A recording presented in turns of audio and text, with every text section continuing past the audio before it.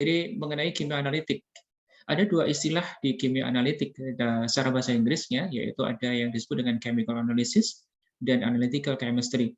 Nah, untuk Anda kira-kira dari dua istilah ini, yang terkait dengan mata kuliah Anda itu lebih cocoknya yang di mana? Yang chemical analysis kah atau yang analytical chemistry? Menurut Anda mana yang lebih cocok? Mana yang lebih sesuai? Yang mana? Yang atas atau yang bawah?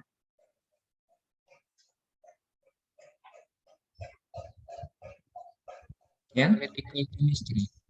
Yang bawah ya. Jadi kalau yang atas chemical analysis itu lebih ke arah ini ya, terjemahannya itu lebih ke arah mengerjakan sesuatu gitu ya.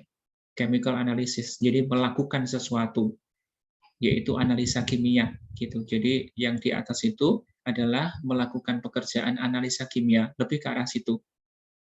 Jadi yang ada di situ nanti ya pekerjaan-pekerjaan yang terkait dengan analisa secara kimiawi gitu. Jadi apa saja yang dianalisa secara kimiawi. Namun yang kedua, analytical chemistry itu lebih ke arah ilmu pengetahuan gitu ya. Jadi analytical chemistry itu adalah science of chemical measurement. Jadi ilmu atau pengetahuan gitu ya mengenai penentuan-penentuan secara kimia gitu. Jadi pengetahuan tentang analisis kimia. Kalau yang di atas tadi adalah pekerjaan analisa kimia, tapi kalau yang di bawah itulah pengetahuan atau ilmu tentang analisis kimianya. Jadi kalau yang namanya kimia analitik itu lebih tepatnya adalah dalam istilah bahasa Inggrisnya adalah lebih tepatnya analytical chemistry. Gitu ya. Jadi apa sih yang akan dipelajari di kimia analitik gitu ya? Secara umum gitu ya, analytical chemistry itu nanti adalah mempelajari tentang analisa bahan-bahannya, analisa sampel, dan analisanya itu secara umum, sekali lagi ini secara umum ya, itu dibedakan menjadi dua, yaitu yang disebut dengan qualitative analysis dan quantitative analysis. Ya, qualitative analysis dan quantitative analysis. Apa itu? Jadi secara umum analisa ya itu akan dibedakan menjadi dua, yaitu kualitatif, dan kuantitatif. Nah, dari segi bahasanya saja, ya, dari segi bahasanya saja harusnya Anda sudah mengetahui ini ya. Kira-kira apa sih gitu ya, kualitatif dan kuantitatif. Kuanti itu jumlah gitu ya. Kuali itu berarti ya kualitas atau apa ya itu ya. Jadi misalkan gini, gampangannya supaya lebih memudahkan. Ada hari ini sudah sarapan belum? Sudah sarapan belum? Coba salah satu menyebutkan menu sarapannya pagi ini apa? Atau Anda sebutkan aja lah makanan yang Anda sukai apa? Salah satu. Kita sarapan nasi kuning, Pak. Nasi kuning. Nasi kuning. Oke. Nasi kuning itu oke. Ada lagi siapa yang suka sarapan apa? Yang suka makan apa gitu? Menu favorit? Betul, Pak. Pecel. Ayo wis pecel. Pecel nasi kuning itu mirip-mirip ya. Maksudnya mirip-mirip itu ya menu-menu yang sering bisa dijumpai di pagi hari ya. Oke lah. Ya wis tadi nasi kuning. Yang disebutkan dulu aja ya. Jadi misalkan ada sarapan nasi kuning ya, nasi kuning. Nasi kuning yaitu nasi yang berwarna kuning. Nasi yang berwarna kuning. Kalau nasinya berwarna merah, maka nanti sebutannya adalah nasi merah. Gitu ya. Kalau nasinya berwarna hitam, berarti nasi hitam. Nasi putih. Nah, saya tak mikir dulu ini supaya Anda lebih gampang. Oke, nasi kuning. Terdiri dari nasi. Ya. Nasinya kenapa berwarna kuning? Biasanya terdiri dari Kunyit, Pak. kunyit ya. Oke. Terus ada apa lagi? Santan. Santan. Oke. Nah, jadi gini, misalkan tadi Anda sarapan beli nasi kuning, ya, yang di depan kos, misalkan Anda ngekos, beli. Kemudian besoknya Anda beli lagi, sama juga nasi kuning, tapi bukan di depan kos. Belinya itu di orang yang menjajakan berkeliling. Jadi Anda berkeliling, Anda panggil, ada nasi kuning, Anda beli. Kemudian Anda icipi gitu ya. Loh, kok rasanya beda ya dengan yang kemarin gitu ya. Yang kemarin itu rasanya lebih gini-gini, tapi yang sekarang kok lebih gitu-gitu misalkan gitu. Ya. Artinya nggak sama. Ya mirip lah, sama dengan ini, sama dengan kalau Anda beli ayam, ayam yang fried chicken itu ya, yang fried chicken. Jadi yang cepat saji itu, ayam yang cepat saji, fried chicken. Entah itu KFC, entah itu McD, entah itu A&W, entah CFC, entah apapun makan itu. Pasti saya yakin Anda pasti akan bisa membedakan rasa semua ayam itu. Iya kan? Ada yang rasanya ya begitu, ada yang rasanya begini, dan seterusnya. Betul nggak? Padahal sama-sama ayamnya itu. Oke? Iya, Pak. Saya rada susah membahas yang di sini karena ini ya, dia pecah-pecah ya. Nasi kuning itu pecah-pecah. Maksud pecah-pecah itu ada nasinya sendiri, kemudian lauknya itu macam-macam nanti ya. Lauknya macam. Mendingan ini aja deh. Ini aja ya. Karena potongannya itu atau secara fisiknya itu sama. Ya, secara fisiknya sama. Ayam cepat saji itu. Ada mau beli dimanapun ya kayak gitu itulah pokoknya. Ayam ditepungi kemudian digoreng, gitu kan? Tapi rasanya bisa beda-beda kan? Nah, rasanya bisa lain-lain. Nah, kenapa bisa seperti itu? Nah, nanti sebenarnya ketika Anda mau menganalisanya, ya, menganalisa ayam ini, maka nanti Anda itu bisa akan menghadapi setidaknya dua ini, yaitu analisa kualitatif ini dan kuantitatif ini. Nah, kualitatif itu apa? Kualitatif itu intinya adalah ketika Anda menyatakan kuali gitu ya, kualitatif saya singkat kuali, maka sebenarnya di sini ini, di analisa kualitatif ini adalah dalam rangka Anda itu mau menjawab pertanyaan-pertanyaan yang terkait dengan kata tanya what. Gitu ya. What? Apa? Gitu. Jadi apa? Atau what kind? Gitu juga boleh. Ini jenisnya apa? Gitu. Intinya apa? Jadi apa maksudnya? Ketika Anda menganalisa kualitatif itu, Anda ingin bertanya atau Anda ingin mendapatkan jawaban mengenai pertanyaan atau kata tanya what, apa. Jadi ketika Anda mengatakan kenapa kok ini beda-beda rasanya, maka yang pertama itu Anda harus menanyakan dulu apa, gitu ya. Maka di sini nanti Anda akan mengetahui dari pertanyaan itu jawabannya itu adalah bahwa oh ayam ini, ayam cepat saji ini, maka isinya adalah what-nya itu, what-nya ya, kandungannya adalah ayam. Ya, namanya ayam goreng berarti ya pasti ayam kan. Kalau isinya tempe maka tidak akan disebut dengan ayam goreng, tapi menjadi tempe goreng. Ya, ayam goreng isinya ayam. Kemudian apa? Ada tepung. Nah, tepungnya ini yang akan berbeda-beda karena dia akan ada bumbunya. Bumbunya apa? Misalkan ada yang pakai merica, ada yang pakai garam, ada yang pakai vetsin, ya, micin, namanya micin gitu ya. Ada yang kemudian campurannya merica atau lada ya, terus apa lagi? Saya nggak tahu sih rahasia bumbunya dan Paprika lain-lain. bubuk, Pak. Apa? Paprika bubuk. Oh iya paprika, ya dan paprika, bubuk dan lain-lain ya, banyak. Nah, ternyata ketika Anda ingin mengetahui sebenarnya apa sih isinya itu, bisa diketahui sudah. ada ini ternyata, ada ayam, ada tepung, ada merica, garam, micin, paprika, dan seterusnya, itu ya. Nah, kemudian kenapa ada rasa yang berbeda-beda pada setiap produk dari ini ayam cepat saji ini? Nah, maka disitulah nanti ada ranah kuantinya, gitu ya. Katakanlah ini sebagai untuk memudahkan, ternyata secara kualitatif itu sama semua kandungannya adalah ini, misalkan sama semua. Ada ayam, ada tepung, ada merica, ada garam, ada micin, ada paprika, ya, ada tepung roti atau tepung apa lagi dan seterusnya. Sama plek, udah nggak beda.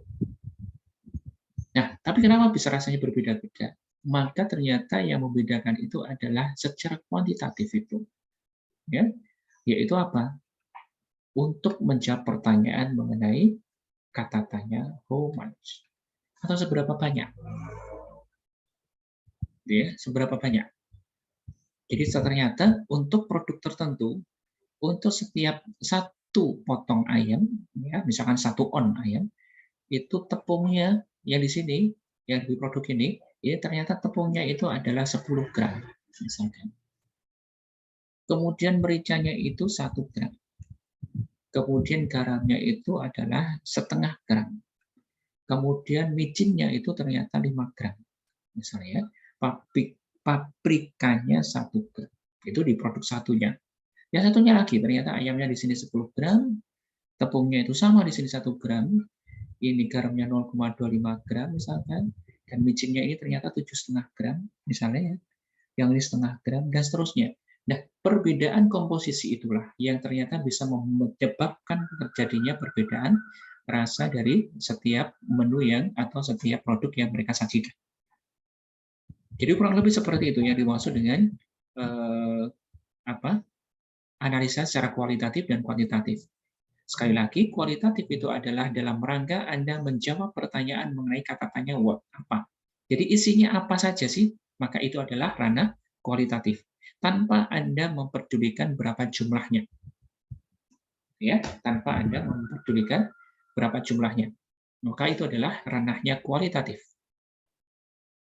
Tapi kalau kuantitatif ya, itu adalah lebih ke arah berapa jumlahnya. Gitu ya, berapa jumlahnya. Sampai sini paham ya, kira-kira membedakan antara kualitatif dan kuantitatif ya. Jadi kuali hanya menjawab sampai what, kalau kuanti itu sampai seberapa banyak. Gitu. Nah, baik. Kemudian, secara umum, nah ini tadi ya, kualitatif itu adalah what, kemudian kuantitatif itu adalah how much. Gitu. Seberapa banyak. Nah, secara lebih dalam lagi, maka nanti dibedakan ya, atau ada ini area-area dalam analisa kimia, yaitu tadi kan secara umum adalah kualitatif dan kuantitatif ya. Nah, maka untuk lebih dalam lagi, maka di dalam area kimia analitik atau analisa kimia itu nanti ada yang termasuk di areanya identifikasi, kemudian ada deteksi, kemudian ada quantitation, dan separation. Nah, dua di awal ini, inilah yang masuk ranahnya kualitatif. Kualitatif. Ya. Kemudian dua di sini lebih dekat ke arah kuantitatif. Gitu ya. Kualitatif dan kuantitatif. Kenapa? Yang pertama identifikasi. Identifikasi itu adalah mengidentifikasi sesuai dengan namanya ya.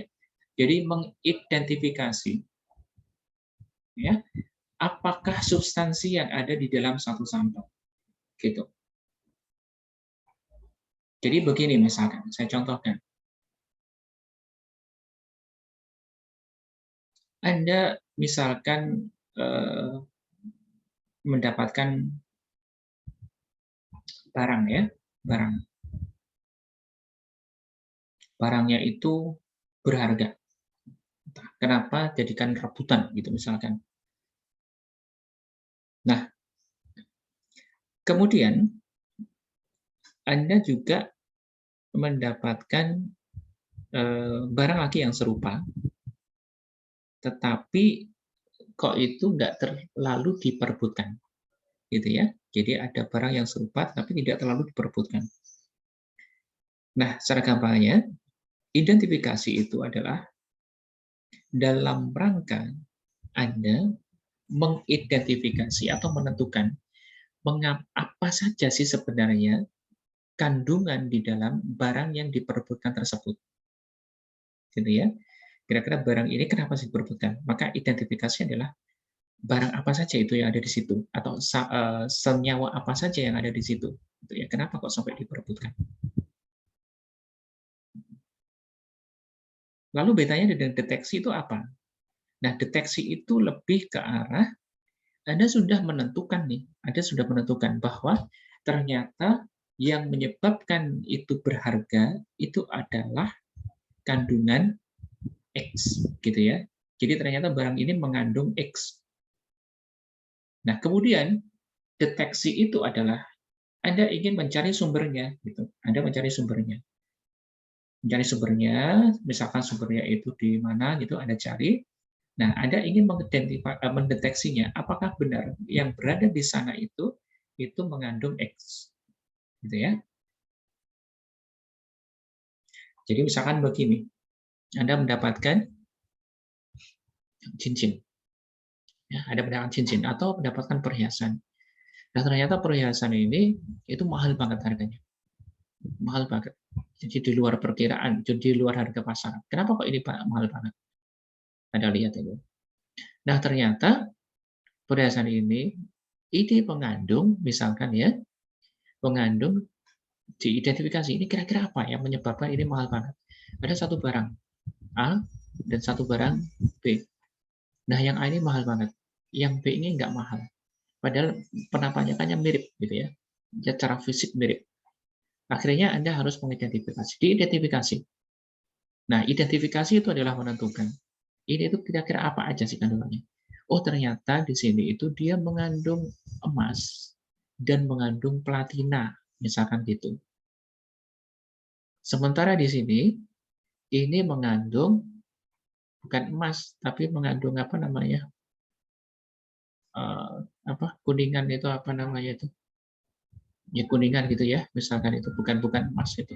Makanya lebih murah, jauh lebih murah gitu. Nah, maka identifikasi itu dalam rangka ini. Jadi menentukan ini sebenarnya apa kandungannya itu. Ternyata ada ini dan ada ini misalkan. Yang ini kuningan, jadi ini nggak terlalu mahal. Oke?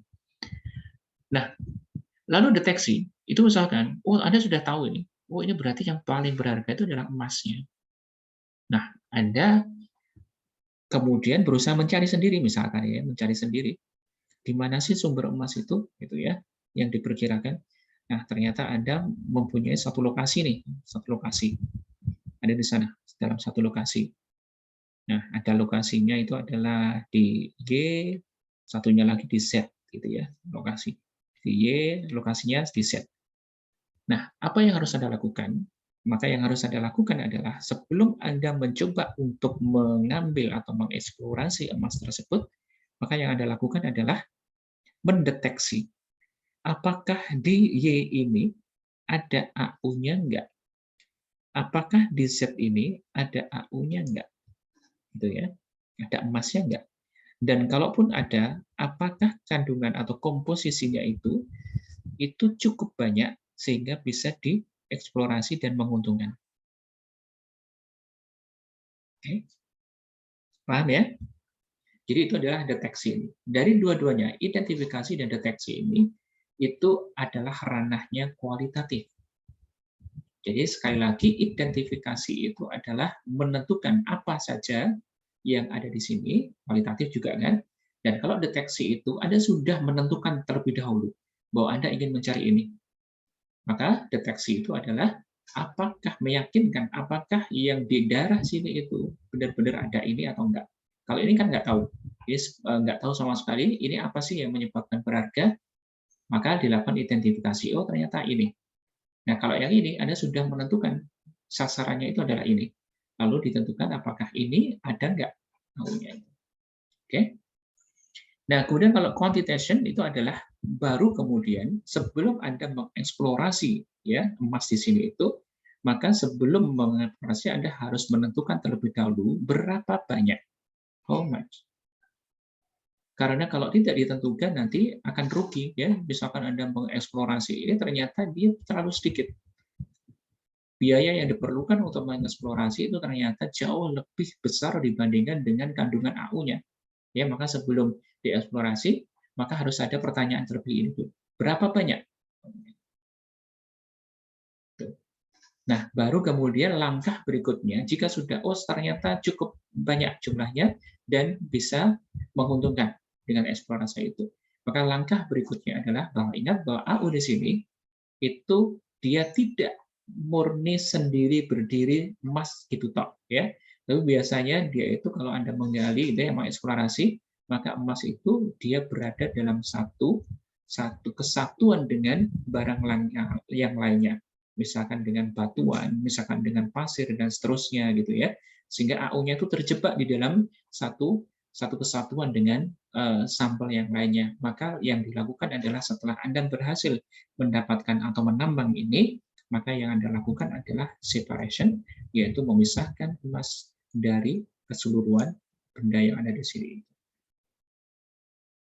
Itu ya. Jadi itu yang ada di dalam area analisa kimia. Nah, kemudian ada istilah-istilah pekerjaan yaitu analis. Apa sih yang dilakukan analis? Ya ada analis, ada senior analis gitu. Kalau analis itu ya kesehariannya itu melakukan pekerjaan yang terkait dengan teknik-teknik yang sudah ada. Jadi teknik yang sudah ada, yang sudah sangat dikenal. Maka analis melakukannya itu secara rutin. Jadi tinggal melakukan saja. Nah, kalau senior analis itu adalah mendevelop atau mengembangkan teknik penentuan, di mana teknik penentuan itu dikembangkan dari yang sudah well known ini, jadi well defined ini. Jadi yang sudah umum gitu ya, sudah pasti. Tapi ada beberapa hal yang terkait harus dikembangkan karena mungkin sampelnya itu berbeda sehingga harus dikembangkan. Nah, tugasnya itu adalah senior analis. Namun jika ada metode-metode yang itu belum well defined, yang belum dikenal, maka itu adalah tugasnya riset analytical chemist. Ya, jadi dia mencoba mengcreate, membuat atau menginvestigasi teknik-teknik yang baru, gitu ya, untuk penentuan chemical analysis. Gitu. Oke. Nah, ini tadi jadi di mana, how much, gitu ya, dan bagaimana ininya. Oke, dalam kimia analitik itu nanti ada penentuan karakteristik materialnya, kemudian mengobservasi eksperimennya, dan seterusnya. Nah, untuk kuantitatif ya penentuan jumlahnya, secara umum nanti ada dua tipe ya di dalam hitungannya atau penentuannya, yaitu yang menyatakan berat dan yang menyatakan volume. Jadi kalau volume di sini tentunya ini lebih ke arah yang bentuknya itu cair, gitu ya. Sedangkan yang di sini itu ke arah solid, ya, cair atau larutan, liquid, ya, atau larutan. Sementara yang di sini adalah yang biasanya berbentuk solid, gitu ya. Nah, yang kedua adalah menentukan jumlah relatif senyawa, jadi dalam bentuk persen biasanya, gitu. Nah, untuk yang tadi itu, yang menyatakan berat atau solid, maka itu yang nanti disebut dengan gravimetrik. Ya. Ini adalah yang dinyatakan dalam berat. Kemudian yang dalam volume, itu yang disebut dengan metode titrimetrik. Nah, ini yang nanti akan kita pelajari di sini ya, di kimia analitik ini. Jadi semua metode yang tadi disebutkan di atas, materi-materi yang kita sebutkan di atas, itu semuanya adalah terkait dengan kuantitatif ini, yaitu penentuan berupa gravimetrik untuk menentukan beratnya dan titrimetrik untuk menentukan volumenya. Ya, serta nanti juga ada menggunakan instrumen method ya seperti GC, IR, spektroskopi, konduktometri dan seterusnya. Tapi intinya juga semua instrumen yang digunakan tersebut adalah dalam rangka untuk menentukan kuantitatif volumetrik Ya. Oke. Nah, ini yang nanti akan kita pelajari secara umumnya, ya. Jadi kita bagi menjadi dua secara umum ya, analisa kualitatif dan analisa kuantitatif. Analisa kualitatif itu nanti bisa menggunakan instrumen method, ya juga, dan tentu saja juga bisa menggunakan untuk ini, untuk kuantitatif untuk instrumen methodnya itu, gitu ya. Nah, secara umum untuk analisa kualitatif yang menggunakan instrumen method, instrumen itu berarti yang menggunakan peralatan ya, peralatan-peralatan yang ya kadang-kadang harganya sangat mahal ya, harganya sangat mahal. Itu ada yang menggunakan FTIR, kemudian ada yang menggunakan NMR, CNMR, HNMR, kemudian ada yang menggunakan liquid chromatography atau HPLC, itu sama liquid chromatography tapi yang ini adalah high performance. Jadi kinerja tinggi. Kemudian ada yang menggunakan mass spectrometer, ya, ada yang menggunakan GC ataupun menggunakan MS mass spectrometer GC. Nah, yang saya centang-centang ini, sorry, yang ini bukan, ini nggak termasuk centang ya. Yang saya centang-centang ini adalah alat-alat yang kita memilikinya di laboratorium. Jadi kita memiliki FTIR yang baru, ya sangat baru. Kita sebenarnya sudah punya yang lama, kemudian baru saja mungkin sekitar setahun yang lalu kita mendapatkan peralatan baru ini FTIR. Ya harganya lumayan sih, kalau nggak salah sekitar 1M gitu ya. Kemudian GC ini, GC kalau ini masih yang lama GC-nya, tapi berfungsi dengan baik. Ini harganya jauh lebih mahal dibandingkan dengan FTIR. Bukan jauh ya, lebih mahal dibandingkan dengan FTIR. Ini yang kita miliki. Ya, ini bisa dilakukan. Ini untuk kualitatif bisa, yang kuantitatif pun bisa, tapi jarang. Lebih seringnya ini digunakan untuk kualitatif. Sementara yang GC ini bisa kualitatif maupun kuantitatif, tapi seringnya digunakan untuk kuantitatif. Oke. Kemudian untuk analisa kuantitatif itu nanti ada yang berdasarkan berat, ya, gravimetri, ini, dan ada yang volumetri yang berdasarkan volume, yaitu pakai titrasi ini, namanya titrasi, ya. Titrasi itu nanti yang menggunakan buret. Nah, ini nanti ada dua, yang metode klasik, ya, pakai buret biasa itu, yang nanti Anda harus netes-neteskan gitu ya.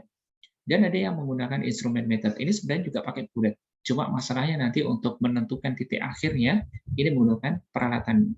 Sementara kalau yang di sini, untuk menentukan titik akhirnya, Anda cukup mengamati dari perubahan warnanya. Ya, jadi yang klasik ini cukup mengamati dari perubahan warna. Perubahan warna. Nah, kalau di sini itu nanti tidak hanya perubahan warna ya, tetapi dia dari respon yang ada di instrumen. Jadi perubahan respon yang ada di instrumen untuk bisa melihat, oh ini sudah berakhir, tetesannya harus diakhiri. Tapi intinya baik yang menggunakan instrumen method maupun yang klasik, itu semuanya adalah dalam pengukuran volume, ya, yang disebut dengan titrasi. Nah, kesemuanya ini nanti akan kita pelajari, ya. Jadi mulai dari gravimetri nanti di minggu kedua atau hari ini mungkin kalau sempat itu nanti akan saya singgung sebentar, ya. Kemudian nanti di sini ada asidi alkali, jadi ini dan ada presitasi. Dan ini saya bahas nanti ya. Saya membahas sampai ini. Kemudian nanti dilanjutkan dengan kompleksometri itu dengan Pak Toko, redox dengan Pak Toko. Redoxnya sendiri nanti ada permanganometri, ada dikrometri, ada yodo dan yodimetri. Kemudian nanti dilanjutkan juga dengan potensiometri Pak Toko, ya. Kemudian spektro ini Pak Toko, konduktor ini saya, ini Pak Toko, dan GC ini saya. Nah, kurang lebih seperti itu yang nanti akan saya sampaikan, kita sampaikan atau kita pelajari di kimia analitik. Oke, saya akan langsung di sini. Jadi nanti digunakan banyak ya, chemical analysis ini banyak digunakan antara lain, tapi tidak terbatas ya, antara lain di manufacturing, ada di forensik untuk keperluan criminal evidence ya, uji pembuktian secara kriminal, misalkan menggunakan GC misalkan dia orang ini menggunakan yang dibawa ini narkoba atau bukan gitu ya. Maka untuk menentukannya tidak ada cara lain kecuali dia dengan cara instrumen. Jadi walaupun secara fisik itu misalkan dia berkelit, loh bukan ini tepung biasa misalkan, maka tidak bisa serta-merta seperti itu, harus dibuktikan secara laboratorium, atau misalkan membuktikan terkait dengan evidence kriminal yang lain ya, misal menggunakan uji DNA misalkan atau uji-uji yang lainnya. Nah, kemudian juga digunakan di bidang pengobatan, industri, farmasi, ya, kemudian teknologi luar angkasa, arkeologi, food and agriculture, dan seterusnya, lingkungan. Itu banyak, hampir semuanya bisa menggunakan kimia analitik ini. Oke. Nah, saya tidak akan membahas di sini secara panjang. Nanti untuk detailnya bisa kita langsung masuk di bab-babnya ya. Seperti menggunakan metode klasik ini seperti apa, nanti langsung masuk di babnya.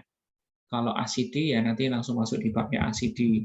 Kalau ini gravimetri langsung masuk di gravimetri. Tapi sebagai pengenalannya, metode analisa itu ada yang pakai klasik, ada yang pakai listrik ya, metode listrik, ada yang pakai optik atau spektroskopi itu.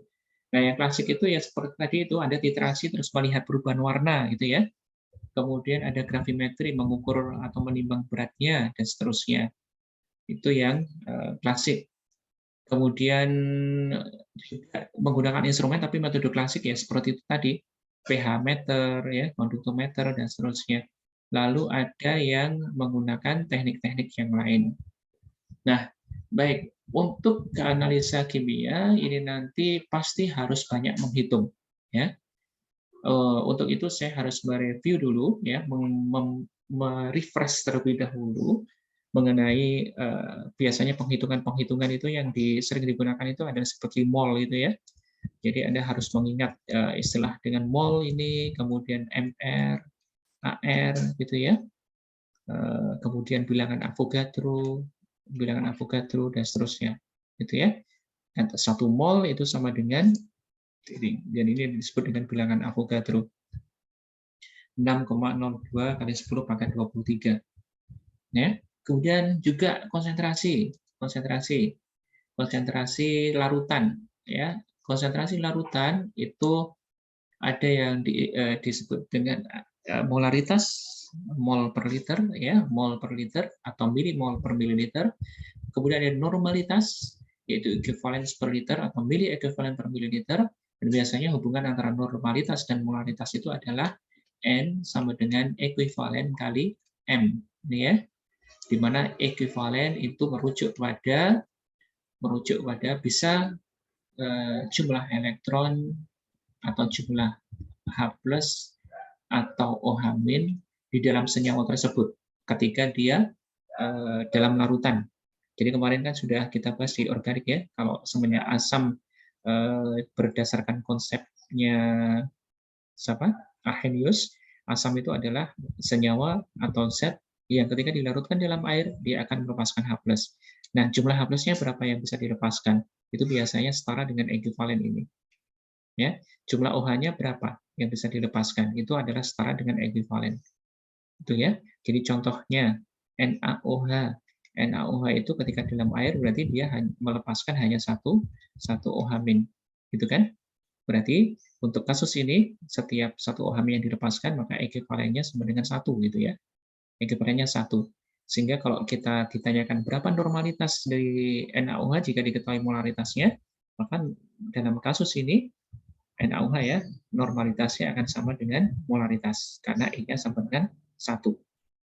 Namun kalau misalkan kita bekerja dengan larutan ini MgOH 2 kali, yang dia nanti akan melepaskan 2 buah OH-, maka 2 OH-, 2 inilah yang akan setara dengan ekuivalennya itu 2, sehingga normalitas dari MgOH 2 kali adalah 2 kali molaritasnya.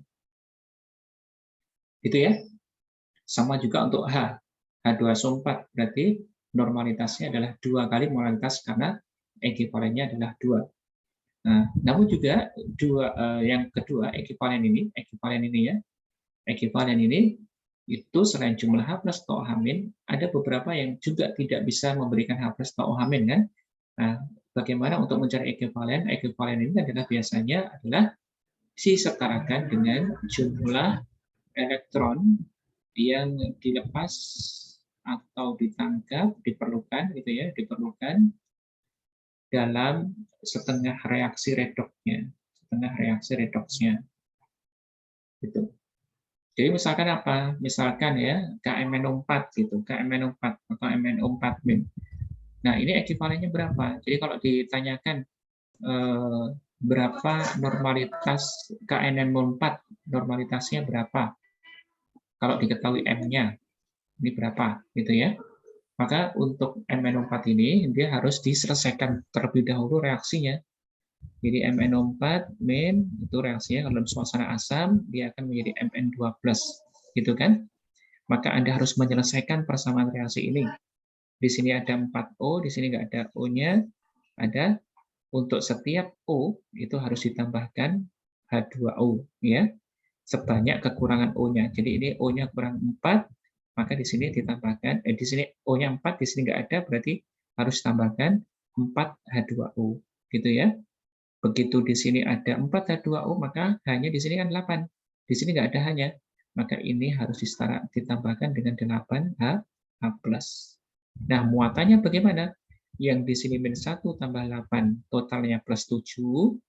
Yang di sini 2 plus, totalnya plus 2. Berarti yang di sini kelebihan plus, ya, ini plus 7, ini plus 2, berarti kelebihan sebanyak 5. Maka untuk menyetarakannya harus ditambahkan dengan 5 elektron. Nah, 5 inilah yang menjadi ekivalen untuk MnO4. Jadi ini adalah ekivalennya. Berarti normalitas untuk KMnO4 itu adalah 5 kali molaritasnya. Gitu ya. Oke. Nah, jadi nanti kalau untuk yang zat-zat yang lain ya seperti itu, apakah bisa diketahui H plusnya atau H minnya? Kalau bisa diketahui ya sudah, berarti ekivalennya adalah seperti itu, dikalikan dengan jumlah H plus atau H minnya. Ya. Lalu kalau nggak diketahui, berarti pakai elektron ini untuk reaksi redoksnya. Oke. Baik, kalau molaritas, ya kemarin sudah ya di kimia dasar, molaritas itu adalah mol per 1000 gram solvent. Oke, kemudian density. Ya, density itu biasanya disetarakan dengan atau disetarakan. Ya, ini memang harga yang ini ya, harga yang sudah diketahui density-nya itu. Kemudian bagaimana dengan pengenceran? Untuk pengenceran, jadi misalkan Anda memiliki larutan dengan konsentrasi tertentu, ya, larutan dengan konsentrasi tertentu, maka untuk mengetahui bagaimana cara pengenceran ya pakai ini persamaan M1V1 sama dengan M2V2 gitu ya. Jadi misalkan begini, Anda memiliki larutan induk ya, larutan induk. Larutan induk ini besar konsentrasinya ya.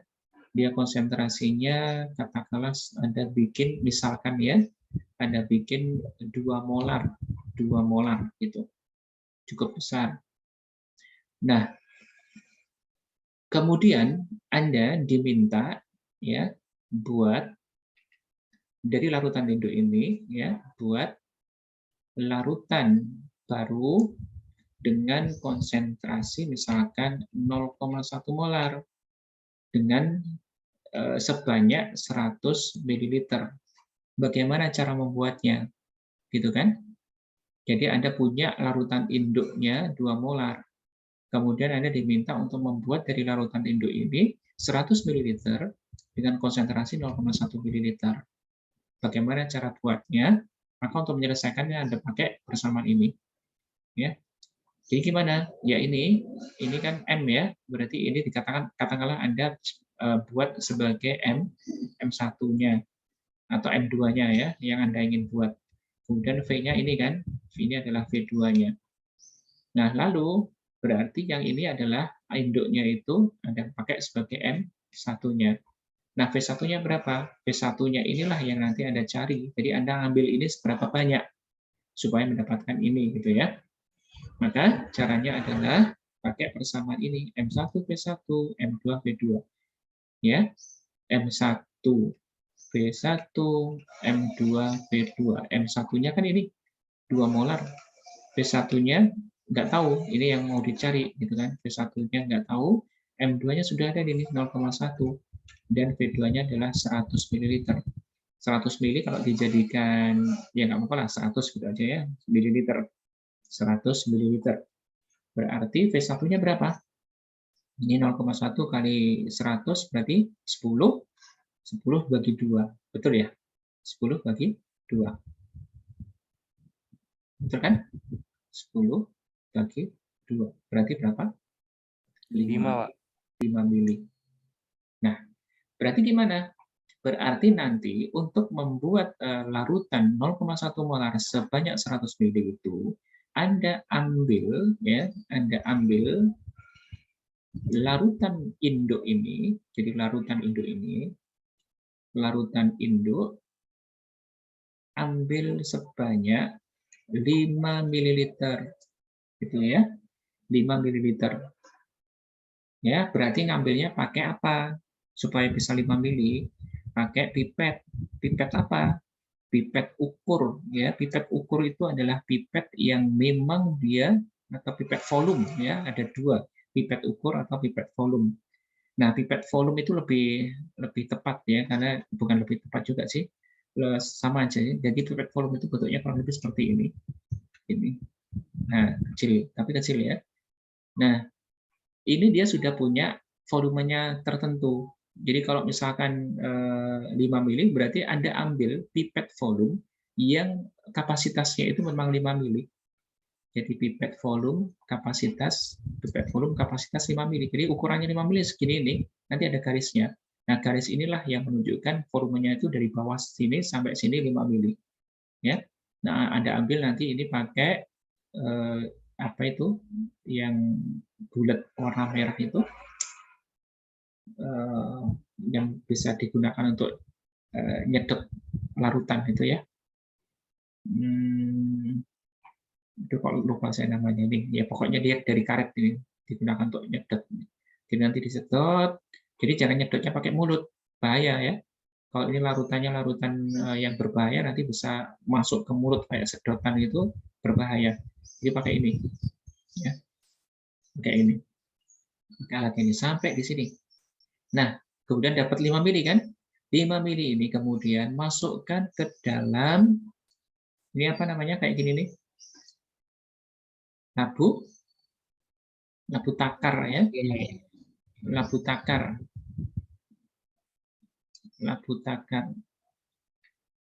sebesar yang kapasitasnya, ukurannya, kapasitasnya 100 ml. Kenapa 100 mili? Karena kan diminta untuk bikin ini 100 mili. Berarti ini memang 100 mili, kapasitasnya 100 mili. Nanti di sini ada garisnya. Nah, ini Anda masukkan ke sini.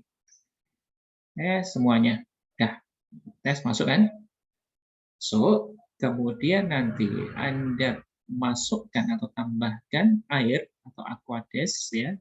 Aquades ya, sebanyak bukan sebanyak 100 mili ya, bukan sebanyak 100 mili, karena kalau nanti Anda tambahkan sebanyak 100 mili, yang di sini aja sudah dari 5 mili ini kan, sudah dari 5 mili ini, nanti akan lebih gitu ya. Nah, caranya Anda pakai labu takar ini adalah Anda masukkan aquades sampai di sini dulu. Jadi sampai volumenya itu di sini. Tambahkan aquades sampai volumenya di sini ya. Dah, berhenti. Berhenti. Baru kemudian Anda teteskan aquades berikutnya itu dengan pipet tetes. Pipet tetes. Jadi pipet yang diteteskan pelan-pelan gitu. Kenapa harus seperti itu? Untuk memastikan bahwa penambahan Anda itu nanti harus tepat berhenti di garis ini. Karena garis ini menunjukkan volumenya itu tepat 100 ml. Ya, begitu Anda kelebihan, maka berarti Anda sudah gagal membuat volumenya itu. Gitu ya. Karena lebih. Itu lebih, loh ternyata lebih sampai di garis ini misalkan. Lebihnya sampai di garis ini misalkan. Loh sampai di sini. Maka apa yang Anda lakukan? Anda ambil lagi dengan pipet supaya turun ke sini, gitu ya. Enggak, ini salah. Jadi begitu Anda sudah lebih di sini, berarti Anda sudah salah. Berarti Anda harus mengulang pekerjaan itu. Kenapa? Nggak boleh dikurangi. Nggak boleh dikurangi lagi gitu. Diambil. Saya ambil aja Pak, kan nggak apa-apa. Supaya di sini nggak boleh. Karena begitu kelebihan, berarti konsentrasi yang terjadi di larutan ini itu sudah berbeda. Karena bukan lagi volumenya 100 mili. Gitu kan? Karena sudah nyampur. Gitu. Ya.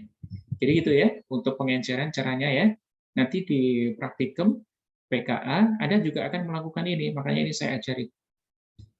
Ya, jadi sekali lagi, kalau misalkan Anda ingin mengencerkan dari 2 molar menjadi 100 mili konsentrasi ini, caranya dengan menghitung ini, nah ketemu, berarti yang Anda butuhkan 5 mili itu dari larutan induk ini. Ambil 5 mili pakai alat ini, masukkan ke labu takar yang kapasitas 100 mili, tambahkan aquades sampai batas 100 mili ini.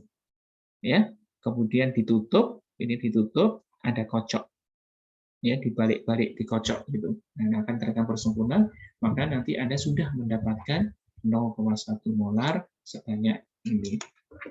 Oke, jelas sampai di sini? Silakan kalau ada yang ditanyakan terlebih dahulu.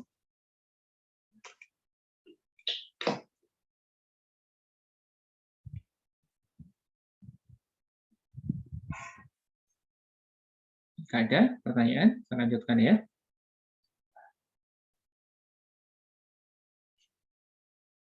Nah, iya, tadi konsentrasi bisa dinyatakan dalam berbagai hal seperti molaritas, normalitas, ada lagi yang persen ya, persen berat per volume, persen berat per volume atau weight per vol.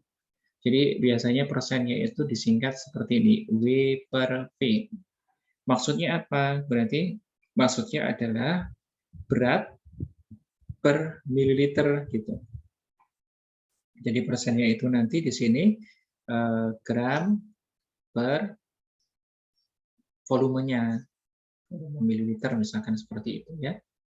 Jadi maksudnya kalau misalkan 70% W per V, berarti maksudnya zat terlarutnya itu adalah 70 gram per 100 mililiter larutan. Gitu ya. Tuh.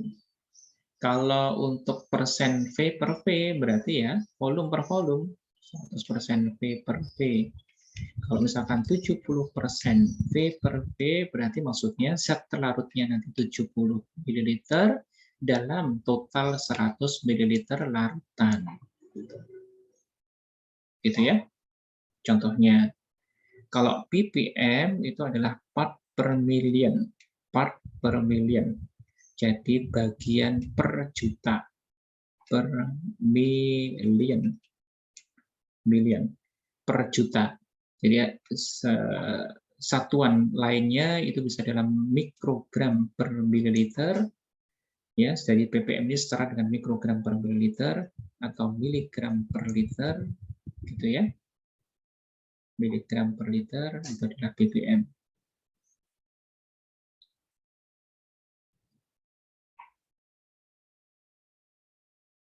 Baik. Nah ini sudah ada di sini nih. Miligram per liter, ya betul ya, miligram per liter ya betul, atau mikrogram per mililiter. Miligram per liter. Oh, mikro ini M-nya kecil ini mikro ya. Kalau yang miligram itu yang seperti ini. Ya, miligram itu seperti ini M-nya. Kalau yang M-nya kayak gini ini mikro. Kalau saya pakai ini mikro, mu, mikrogram per mililiter. Kalau volume berarti mikroliter per liter atau nanoliter per mililiter. Oke. Kalau ppb itu parts per billion, part per billion.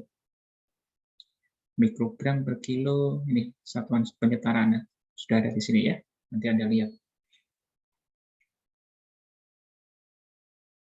Baik, nah nanti ketika Anda bekerja dengan titrasi itu menentukan volume ya, maka itu nanti metodenya disebut dengan titrasi ya atau titrimetri. Nah, di dalam titrasi itu nanti pasti ada dua bagian ya. Yaitu bagian pertama adalah yang digunakan sebagai penitrasi, ya, yang di dalam buret, ya. Ini adalah penitrasi yang biasanya disebut dengan titran, dan yang dititrasi, ya,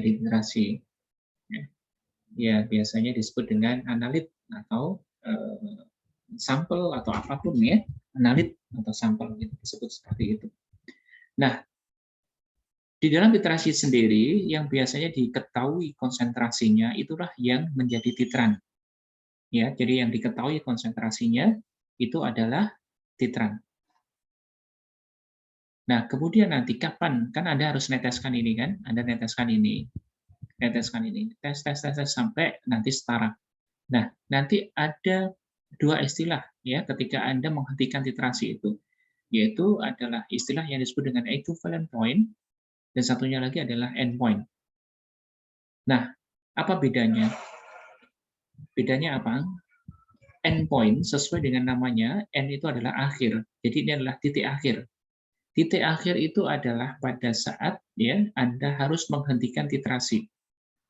Artinya ketika pertama kali Anda melihat perubahan yang bisa digunakan untuk tanda bahwa itu adalah akhir titrasi.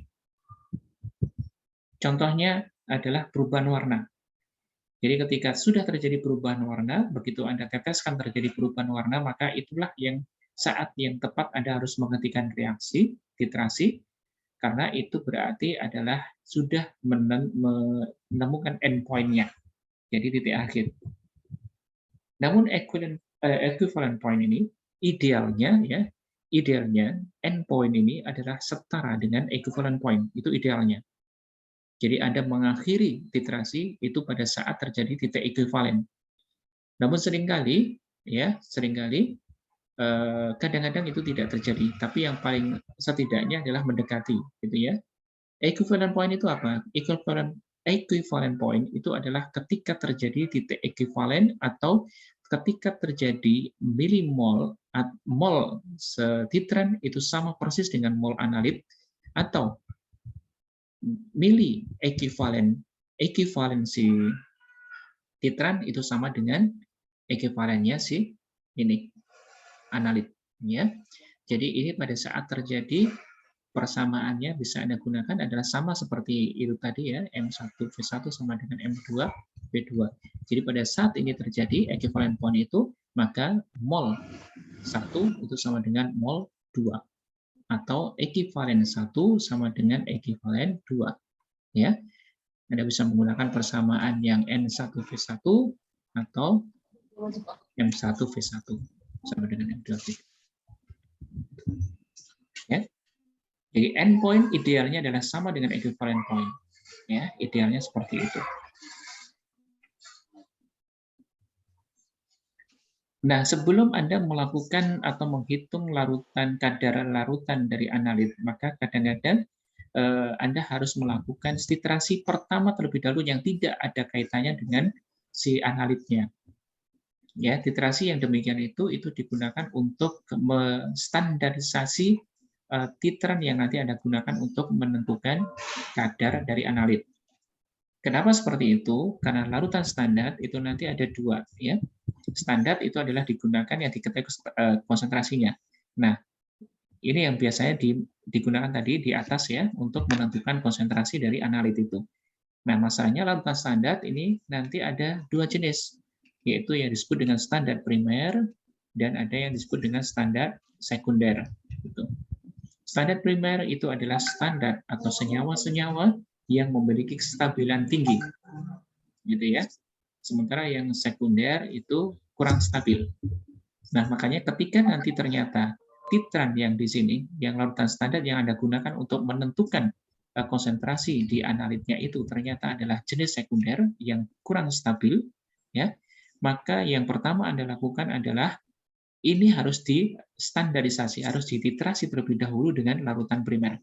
Jadi nanti sebelum Anda gunakan untuk menentukan kadar analit, gitu ya, maka sebelum ini Anda harus melakukan dulu terlebih dahulu yang ini primer, yang ini adalah sekunder, gitu. Jadi ada 2 kali pekerjaan.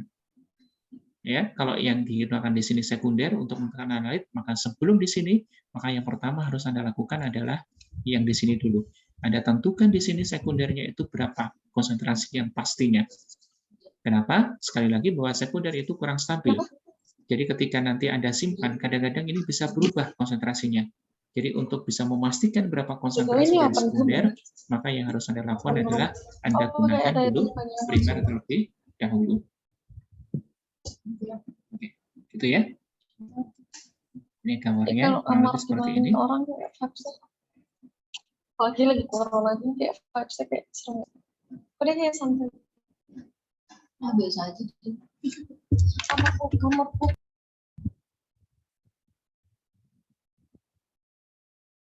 Baik. Nah, ini yang digunakan tadi untuk persamaannya. Nah, mungkin untuk merefreshnya, nanti ada beberapa perhitungan-perhitungan ya. Ini salah satu atau beberapa contoh yang mungkin bisa Anda gunakan untuk refresh lagi ya untuk hitungan-hitungan ini. Misalkan Anda mendapatkan larutan H2SO4 pekat ya, densitasnya itu diketahui adalah 1,3 gram per mililiter. Nah, dia mengandung bobot SO3, jadi persen SO3 32,6%. Dengan BM-nya adalah 80,06. Berarti berapa kira-kira konsentrasi larutan H2SO4 yang ada di botol tersebut? Cara jawabnya seperti itu ya. Jadi, misalkan ada botol ya larutan H2SO4. Nah, tapi nggak diketahui konsentrasinya. Nggak diketahui konsentrasinya.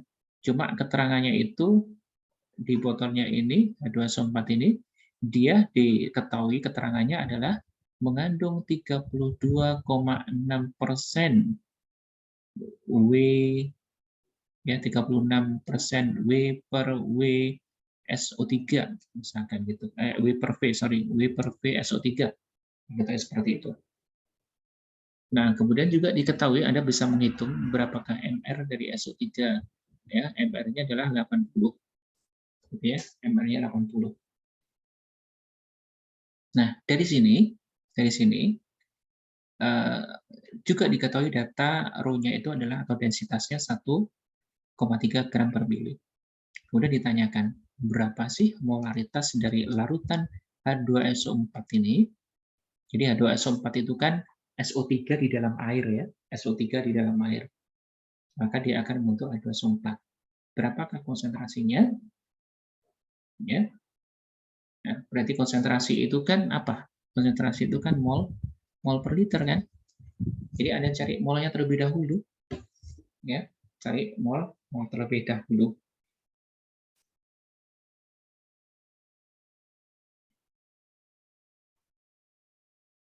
Hitung aja di situ.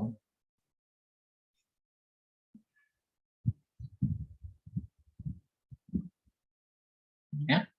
Nah, jadi gimana? Ya, misalkan aja dalam mol itu kan mol per liter. Berarti ini kan berarti dalam 1 liter ya, atau dalam 1000 mililiter. Nah, dalam 1000 mililiter, ini kan persen ya. SO3 32,6%, 32,6% W per V. Berarti W per V itu di dalam setiap 100 ml itu terdapat 32,6 gram per 100 ml.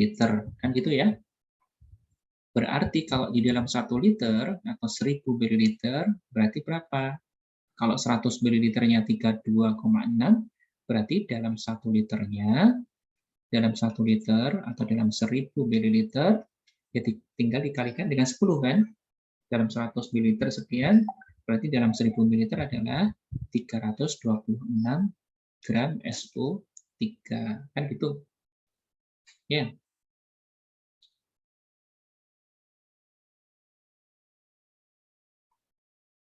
Sorry. 326 gram H2SO4. Nah, berarti karena dia densitasnya itu adalah 1,3 gram per mili ini, berarti gimana? Ya dikalikan, rho itu adalah gram per mili. Ya, berarti kalau yang ditanyakan adalah gramnya, berarti rho kali mililiter. Ya.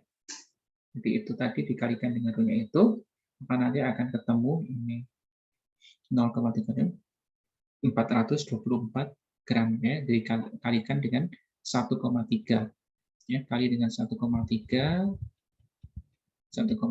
maka ketemu 424 gram. Nah, itu yang kemudian dibagi dengan MR-nya. Jadi 424 dibagi dengan MR 80, ini ketemu mol ya. Nah, volumenya sudah 1 liter. Maka itulah hasilnya ini dibagi dengan 1 liter, maka ketemunya dari 5,3 mol per liter. Ya. Nah, contoh lagi yang lain, misalkan ini. Berapa gram Na2SO4? MR-nya 142. Diperlukan untuk membuat larutan sebanyak 250 ml dengan konsentrasi 0,683 molar. Gimana caranya? Gimana caranya? Ya. Ini cari molnya aja terlebih dahulu. Molar itu adalah mol atau milimol per mililiter. Ya. Molarnya sudah diketahui 0,683. Berarti milimolnya adalah dibagi dengan 250 mililiter. Gitu ya. Maka ini Anda kalikan. Milimolnya adalah berapa ini? Enggak kalkulator.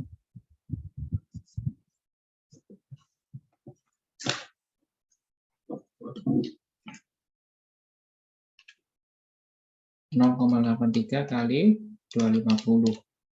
170,75 milimol ya. 170,75 milimol. Atau molnya berarti 123 0,17 075 mol. Ya kan? Nah, berarti berapa gram? Ya tinggal dikalikan dengan ini. Berarti berat ya Na2SO4 yang diperlukan adalah 0,17075 kali dengan 142.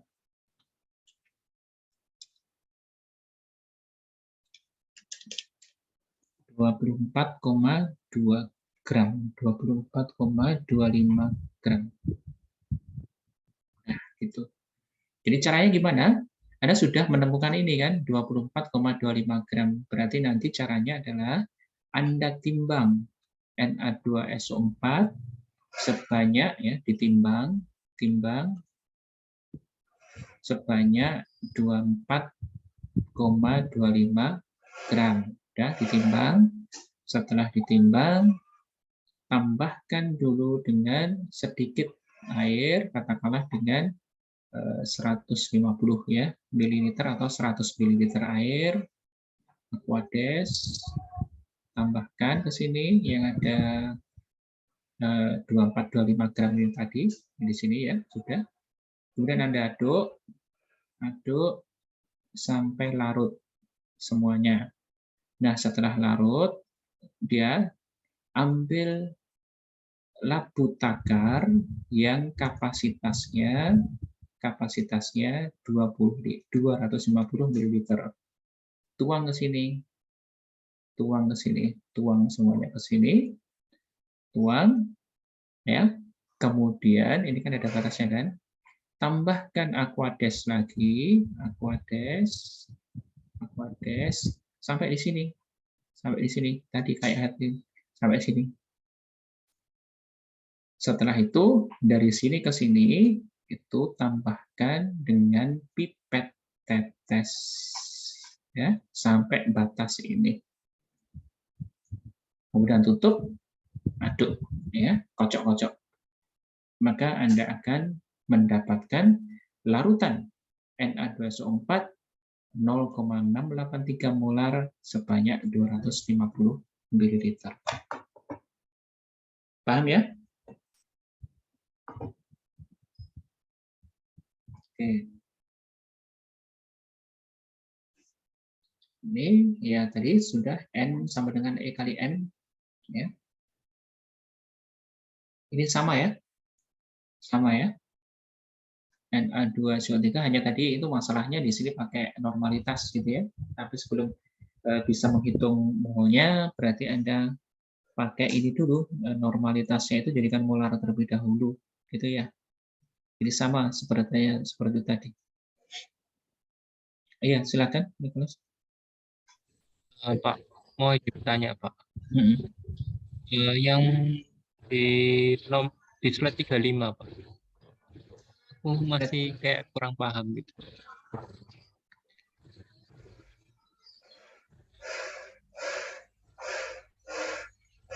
Mm-mm. Yang ini Pak, yang bagian mau izin annotate dulu ya Pak ya. Kenapa? Izin annotate. Yang ini loh Pak. Aku bingungnya itu di bagian yang 1,3 ini nih, itu kan punyanya H2SO4, Iya, tapi betul. Heeh. kenapa kok langsung dikali gitu ya Pak? Ini aja, pakai ini aja. Ini mungkin agak membingungkan. Aku pakai yang ini aja. Ya. Jadi 1 liter itu punyanya H2SO4. Jadi langsung kamu kalikan densitasnya terlebih dahulu, ya. Kalikan densitasnya terlebih dahulu untuk mengetahui berapa gramnya itu. Gitu. Jadi sepertinya ini W per W ya. Saya yang keliru ini. Tadi di sini kan nggak ada ininya juga kan, nggak ada keterangannya. Jadi kayak di sini adalah W per W. Jadi, makanya tadi saya juga agak bingung. Jadi kayak ini W per W ini. Nah, makanya di sini itu agak keliru tadi. W per W. Jadi Anda diminta untuk menentukan ininya terlebih dahulu.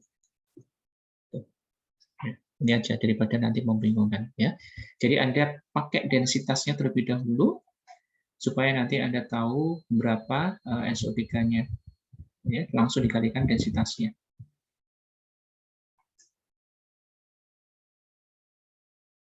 Baik, terima kasih. Ya. Ini W per W ya. Jadi saya kelirunya tadi di sini. Ya, terima kasih. Ya, karena saya juga nggak lihat di sini ada keterangannya. Ini ternyata W per W. Oke, itu ya. Sudah? Oke, baik. Nah, kalau ini normalitasnya Anda jadikan terlebih dahulu molaritas, atau Anda pakai cara ini juga boleh. Jadi Anda pakai normalitas terlebih dahulu ya. Molaritas, jadikan pakai M sama dengan E kali M itu tadi, boleh ya. Jadi M-nya adalah N per E, gitu kan? Betul ya? Jadi kalau normalitasnya di situ 0,15, berarti E-nya berapa nih kira-kira menurut Anda? Kalau Na2CO3.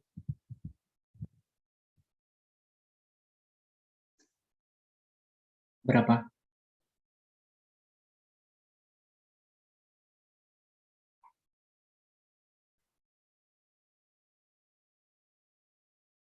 Berapa? 2 ya.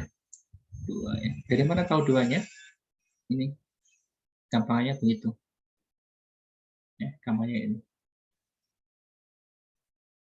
Oke, 2. Jadi Na2CO3 itu kan berasal dari NaOH dan H2CO3. Berarti Anda pakai yang ini. 2Na plus CO3. Nah, ini. Oke, 2. Berarti ini adalah 0,7 molaritas. Nah, ini jadikan mol terlebih dahulu. Ya, jadikan mol terlebih dahulu.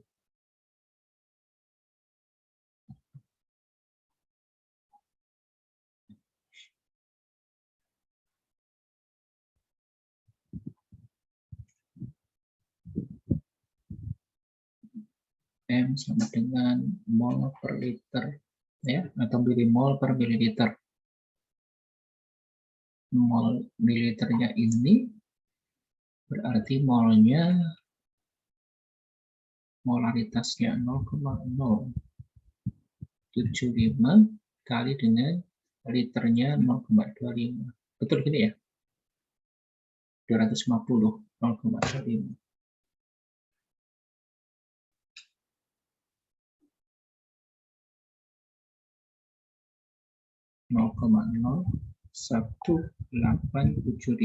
mol. Nah, berarti beratnya, gramnya dari Na2CO3 adalah ini kali dengan MR-nya. Mana MR-nya? Na2CO3. Na2CO3. Na itu 23, C itu 12, O itu 16. Na2 kali 2, jadi kali 3.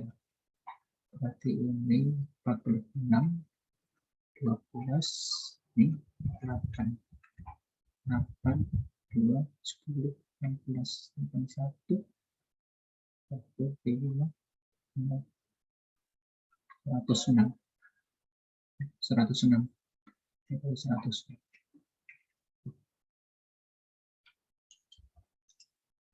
Ya, 1,9875 gram. Gitu ya.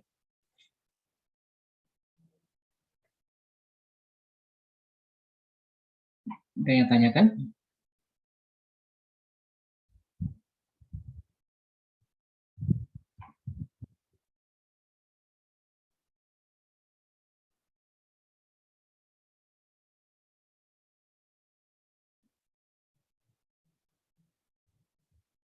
Ya, siapa ini yang raise hand? Ada dua anak.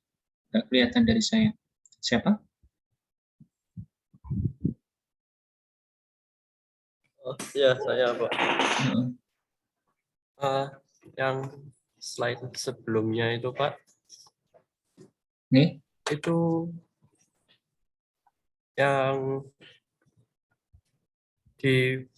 yang MR-nya itu dibagi dua, soalnya ada 2H+ itu ya Pak. Jadi Na2CO3-nya tuh bereaksi sama salah satunya itu ya Pak.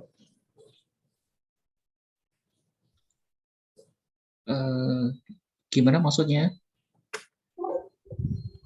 Itu dibagi sama, itu yang MR-nya Na2CO3 itu 106 itu dibagi dua karena ada 2H+ itu ya Pak. Oh iya, betul. Iya, mungkin iya sama ya sih. Cuma ini mungkin agak membingungkan. Mungkin pakai ini aja juga boleh ya. Terserah sih, kamu bisa memahaminya lebih mudah yang mana. Jadi intinya begini, dia kenapa dibagi dua itu karena ekivalennya sebenarnya. Jadi kenapa dibagi dua di sini, itu karena ekivalennya. Ekivalennya itu kan dua kan? Ya, ekivalennya si Na2CO3 ini kan dua. Dari mana dua? Ya ini tadi yang saya tuliskan di sini. Ya, dua ini. Ya. Jadi kenapa kok ini dua? Ya sebenarnya ini berasal dari NaOH dan H2CO3. Ya, berarti yang ekivalennya disumbangkan dua itu dari H2CO3 ini. Nah ini H2CO3. Gitu ya. Oh ya, baik Pak. Terima kasih Pak. Ada lagi? Tadi siapa lagi yang berhasil? Ya, dua kayaknya. Satunya siapa? Oh, enggak jadi Pak. Tadi lupa lower hand Pak. Ini bisa nggak?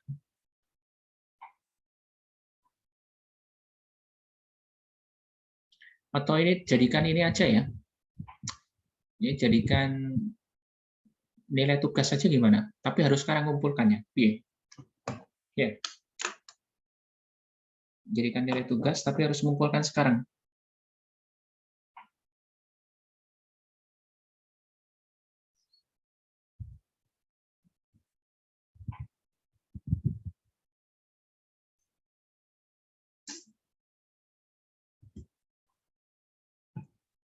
Mau? Hmm?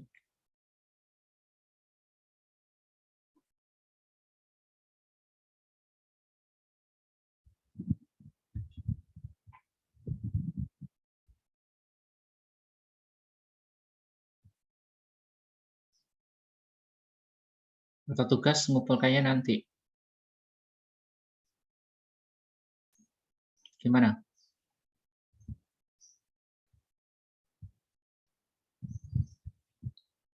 Tugas tapi ngumpulkannya hari ini gitu aja ya.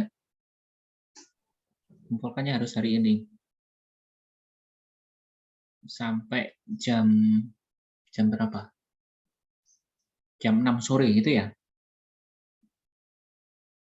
Ya? Jam 6 sore ya? Kelamaan ya? Kelamaan ya? Enggak, Pak. Enggak, Pak. Jam 1 siang. Jam 6, Pak. Ada? Ada PKA, Pak. Setelah Oh ya, itu. PKA. Jam 4 sore, jam 4 sore.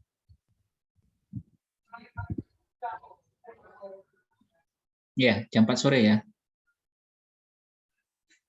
Oke, beberapa contoh lagi yang lain. Nah, jenis-jenis titrasi, ada titrasi asam basa, titrasi redoks, titrasi buntutan kompleks, pengendapan ini nanti akan kita bahas satu persatu ya. Asam basa di minggu ketiga, redoks di minggu keempat, dan seterusnya. Nah, untuk titrasi itu reaksinya harus berjalan dengan sempurna dan harus cepat, ya, harus cepat. Reaksinya nggak boleh lambat. Kalau lambat nanti misalkan titrasi lambat reaksinya baru berakhirnya 4 jam ya titrasinya nggak selesai nanti ya. Harus nunggu 4 jam. Nah, itu tadi yang sempat saya sebutkan di depan ya, standarisasi ada standar primer itu adalah yang stabil ya. Dia tersedia dengan mudah dan tempornis, stabil gitu ya. Memiliki bobot ekuivalen yang cukup tinggi ya dan stabil di penyimpanan. Jadi nggak mudah terurai, tidak mudah rusak, tidak higroskopis, dan seterusnya. Contohnya ada K2CR2O7, S2O3, NaCl, dan seterusnya. Kemudian standar sekunder itu yang tidak memenuhi persyaratan standar primer. Jadi dia kurang stabil. Kadang higroskopis, ya, mudah menyerap uap air. Contohnya adalah AgNO3, KMNO4, dan seterusnya. Nah, jadi kalau nanti misalkan ternyata yang digunakan untuk menentukan konsentrasi itu adalah larutan standar sekunder ini, seperti AgNO3, KMNO4, maka sebelum digunakan, mereka harus distandarisasi terlebih dahulu dengan larutan standar primer ini. Gitu. Jadi, 2 kali kerja, gitu ya. Tapi memang harus seperti itu, yang seperti saya contohkan di depan tadi. Langkah pertama adalah menstandarkan larutan standar sekunder, baru kemudian yang kedua adalah larutan standar yang sekunder ini digunakan untuk menentukan konsentrasi analit. Ini pengenceran tadi sudah saya jelaskan caranya ya. Titrasi tadi sudah juga equivalent point itu idealnya adalah sama dengan endpoint ya. Tapi kadang-kadang nggak bisa semudah itu. Tapi setidaknya harus berada di dekat-dekatnya antara equivalent point dan endpoint itu. Oke? Di contohnya kita tadi sudah ya, larutan primer standar.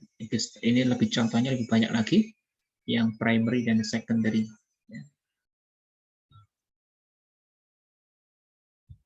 Baik, cukup untuk itu ya. Ada yang ditanyakan sampai di sini?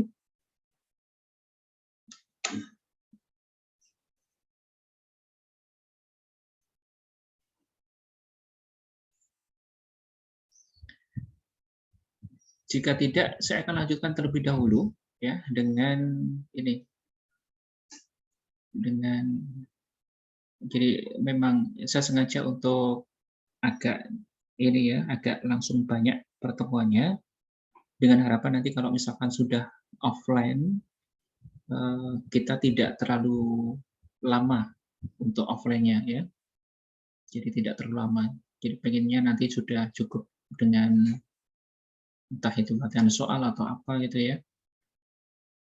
Jadi meminimalkan di pertemuan offline-nya. Oke. Gravimetrik gravimetrik seperti tadi disebutkan di depan bahwa ini adalah penentuan berdasarkan beratnya, ya. Jadi berdasarkan beratnya. Kalau berdasarkan volumenya disebut dengan volumetrik, dan metodenya itu disebut dengan titrimetrik atau titrasi, ya. Titrimetrik. Nah, berdasarkan pengertiannya, berarti gravimetrik yang berdasarkan berat ini, maka sampelnya atau zat yang nanti dianalisa itu setidaknya harus berupa zat padat. Bagaimana kalau dia tidak berupa zat padat atau berupa larutan, maka harus dibuat dia dalam bentuk solid dulu. Jadi harus ada treatment atau perlakuan yang akhirnya sampelnya tadi itu akan berupa menjadi padatan. Ya, karena memang harus ditentukan beratnya. Kalau ditentukan beratnya berarti harus berupa solid atau padatan. Ya, ada beberapa metode yang bisa digunakan untuk membentuk padatan nanti ya, yang kita pelajari. Nah, jadi ada yang pakai pengendapan. Jadi larutan kemudian diendapkan. Yang penting dia membentuk padatan. Atau ada yang menggunakan volatilization. Jadi volatil, penguapan. Pelarutnya yang diuapkan sehingga tinggal padatan. Atau pakai elektrogravimetri, jadi dialiri listrik yang akhirnya dengan aliran listrik tersebut akan terbentuk ion-ion yang memudahkan dia untuk mengendap. Atau termogravimetri, yaitu dia dengan melakukan pemanasan. Dengan pemanasan juga sama, dia bisa terbentuk ion-ion yang nanti bisa mampu mengendap. Gitu ya.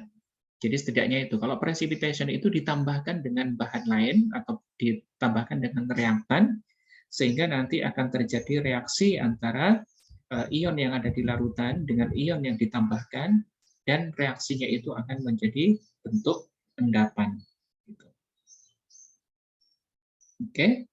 Nah, kondisi untuk gravimetrik, maka reaksinya harus stoichiometrik, harus membentuk produk endapan yang stabil, ya, dan tidak ada reaksi sampingnya. Jadi tidak ada reaksi yang selain reaksi utama tersebut.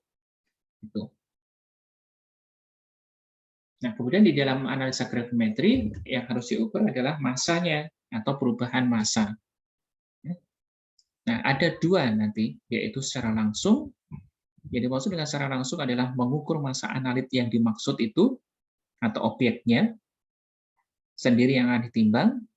Sedangkan yang secara tidak langsung itu adalah tidak secara langsung mengukur objeknya itu. Jadi yang diukur atau ditimbang itu bisa jadi adalah perubahan-perubahan dari sekitaran analitnya. Jadi bukan objeknya sendiri yang nanti diukur beratnya. Contohnya, metode secara langsung, ya, itu adalah menentukan total suspended solid atau TSS, total suspended solid, dalam pengolahan air limbah. Nah, caranya gimana? Jadi sampel awal ditimbang, ya, kemudian disaring. Nah, kemudian dikeringkan, ya. Setelah kering, maka itulah endapan atau subjeknya secara langsung, objeknya secara langsung, ya, ditimbang. Jadi yang ditimbang memang benar-benar objeknya itu sendiri, padatannya itu sendiri, gitu ya. Atau juga contohnya adalah ditambahkan dengan beberapa analit, gitu ya, ditambahkan dengan beberapa ion sehingga nanti terjadi perubahan sehingga dia mengendap. Ya. Contohnya adalah penambahan ini Pp2+ misalkan ya. Nah, seperti ini. Jadi penentuan ion Pp2+. Ya, diberikan elektroda sehingga ketika Pp2+ itu dimasukkan di dalam satu elektrolit dengan adanya elektroda, maka ternyata dia bisa terjadi pembentukan PPO2. Nah, ini berarti langsung ditimbang. Ya. Jadi yang ditimbang adalah objeknya langsung, PP-nya langsung. Itu yang disebut dengan metode secara langsung. Tapi kalau metode secara tidak langsung, itu bukan objeknya yang ditimbang, ya, tetapi adalah sekitarannya misalkan. Ya. Contohnya, ini PO3.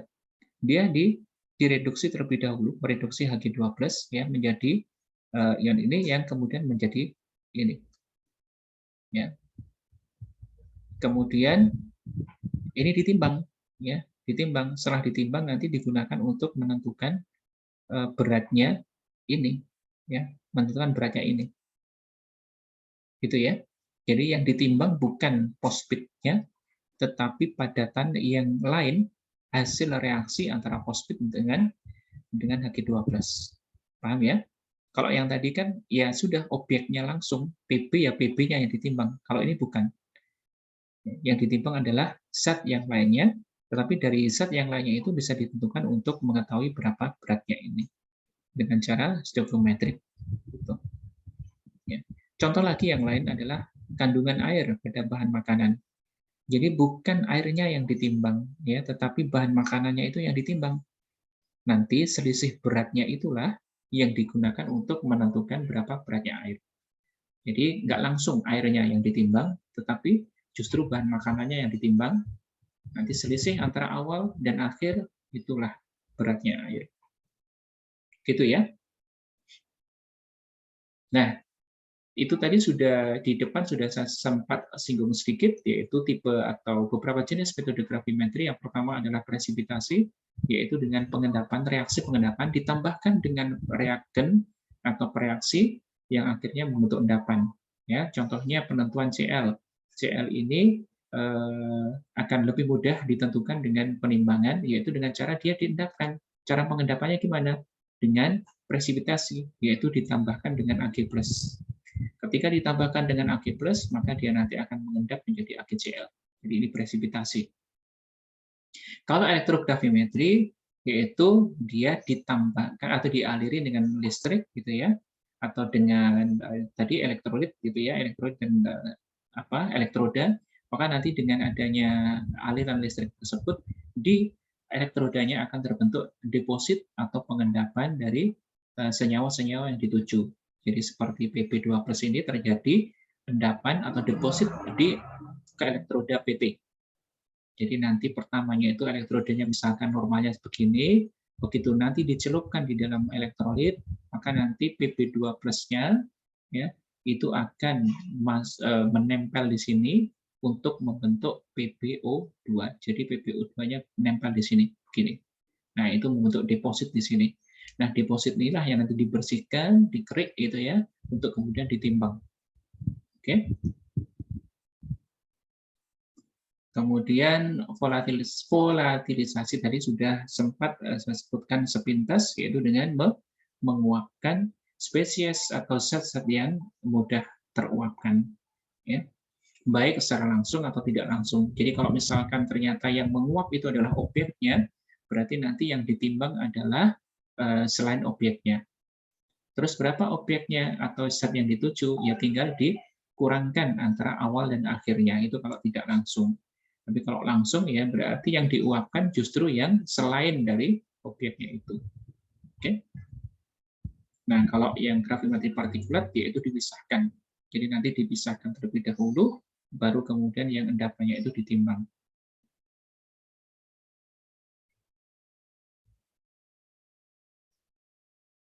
Oke, nah ini keterangannya.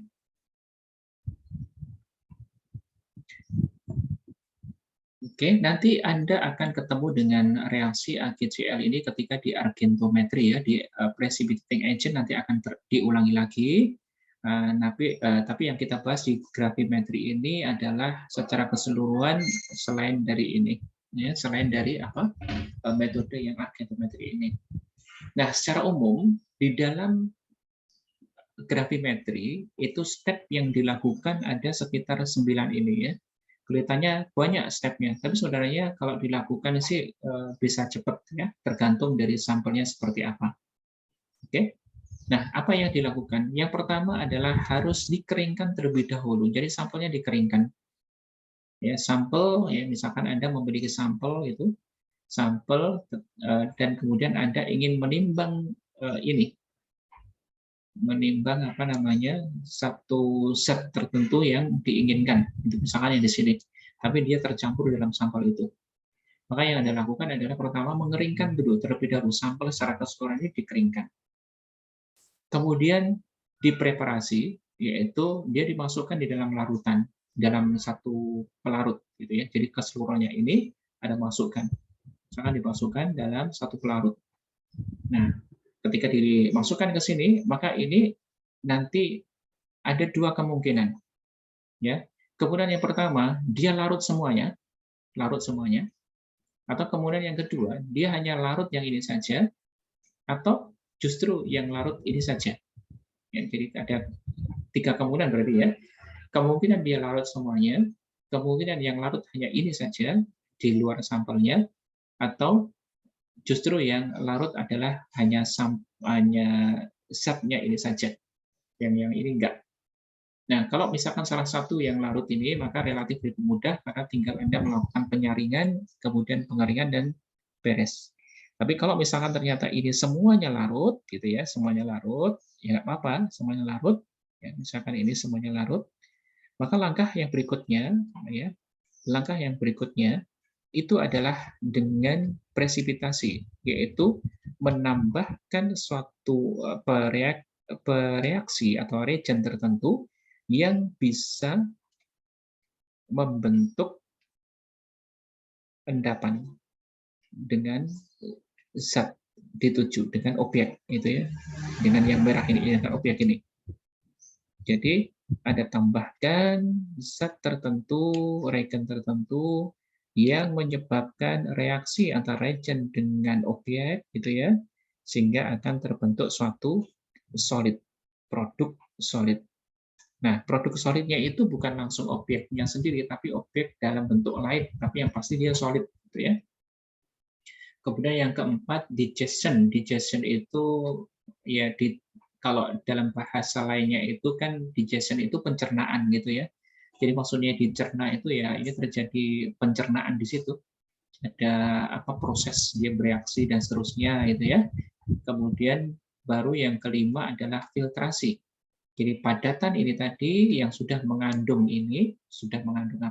sampel ini ya, mengandung objek ini itu difiltrasi ya, difiltrasi sehingga nanti akan nyantol di sini solidnya. Ini solidnya nyantol di sini. Kemudian yang keenam dia dicuci, di-wash dengan Aquades misalkan, supaya yang lain tetap larut, tetap menjadi filtrat di sini. Kemudian yang ketujuhnya baru dikeringkan, ya, ini dikeringkan. Yang ketujuh ini di drying. Dan setelah drying biasanya diikuti dengan igniting. Jadi dia dibakar, gitu ya, dibakar. Untuk apa? Jadi pembakaran itu biasanya akan solid yang terjadi itu akan terbentuk oksida. Ya, bentuk oksida. Biasanya bentuk oksida ini adalah bentuk padatan yang lebih stabil dibandingkan dengan bentuk padatan yang terjadi di sini. Ya, jadi yang diinginkan adalah yang stabil. Nah, setelah bentuk oksida yang stabil itu baru kemudian dilakukan penimbangan, timbang. Dan setelah ditimbang berarti penghitungan selesai. Gitu ya. Jadi itu tahapannya. Solid yang masih tercampur dengan sampel itu dimasukkan untuk larut semuanya. Setelah larut semuanya ditambahkan dengan reagen. Reagennya ini spesifik untuk objeknya ini, untuk zatnya ini, gitu ya. Jadi spesifik untuk bereaksi dengan objeknya ini. Jadi dia nanti akan mengendap, ya. Setelah mengendap, nanti dia disaring, dicuci, dan kemudian dibakar untuk membentuk oksidanya, endapan oksida yang lebih stabil. Baru kemudian ditimbang. Nah, itu langkah-langkah ketika melakukan analisa gravimetri. Gitu ya. Melakukan analisa gravimetri. Seperti itu. Nah, ini contohnya reagen yang digunakan untuk mengendapkan tadi itu selektif ya, maksudnya ya memang khusus untuk objeknya itu. Gitu. Jadi kalau objeknya itu adalah X-min, ya yang selektif adalah Ag+. Dia nanti hanya akan mengendapkan X-min dan tidak akan mengendapkan yang lain. Gitu ya. CNS juga seperti itu, ditambah Ag+, dia akan mengendapkan CNS min, tidak akan mengendapkan yang lain. Ya. Oke. Baik. Gitu. Nah, saya akan cepat. Nah, peralatannya sederhana, seperti ini aja ya. Jadi ada penyaringnya, kalau butuh ini ya dikasih dengan pompa hisap supaya lebih cepat ya, lebih kering, lebih cepat gitu ya. Nah, keuntungannya apa? Jadi keuntungannya ya sederhana ya. Metode ini sederhana dan biasanya sangat ini akurat. Biasanya sangat akurat ya. Tapi kerugiannya ya ini dia menyebutnya time consuming, sebenarnya relatif ya. Time consuming ini relatif.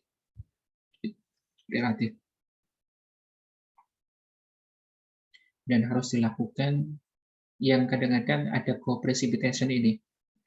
Co-precipitation ini, endapan yang terjadi bukan endapan objek utama saja, tetapi ada ion-ion lain atau objek lain yang juga ikut mengendap. Nah, itu yang kadang-kadang kerugiannya di situ.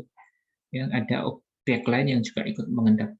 Nah, makanya untuk mengatasinya, ya memang harus benar-benar diketahui, gitu ya, bereaksi apa yang sangat spesifik untuk objek yang kita tuju, supaya yang mengendap benar-benar objek tersebut. Gitu. Oke. Baik, contoh soal. Saya akan coba bahas yang nomor 1 dulu ya. Nomor 1 dulu. Atau Anda ingin mencobanya?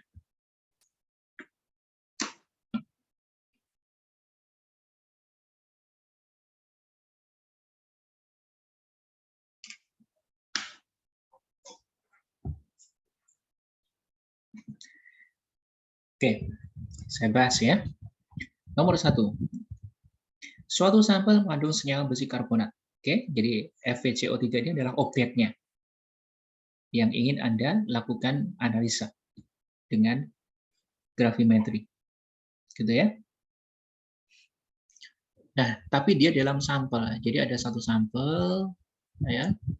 Ada sampel semacam ini. Nah, FeCO3-nya itu adalah bagian dari sampel itu. Misalkan seperti ini, gitu ya. Tapi ini kan objeknya kan ini, objeknya ini. Dia berada dalam campuran sampel ini. Ya. Tapi ini bersifat inert.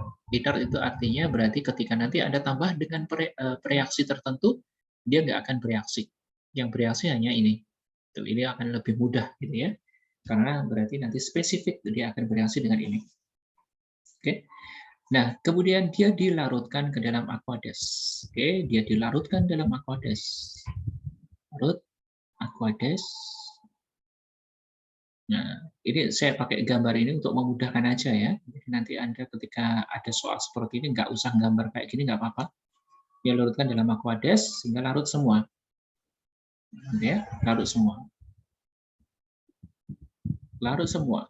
Setelah dia larut semua, ditambahkan regen tertentu, ya, ditambahkan dengan regen tertentu, ya, dengan suatu reaksi yang menyebabkan besinya terendapkan.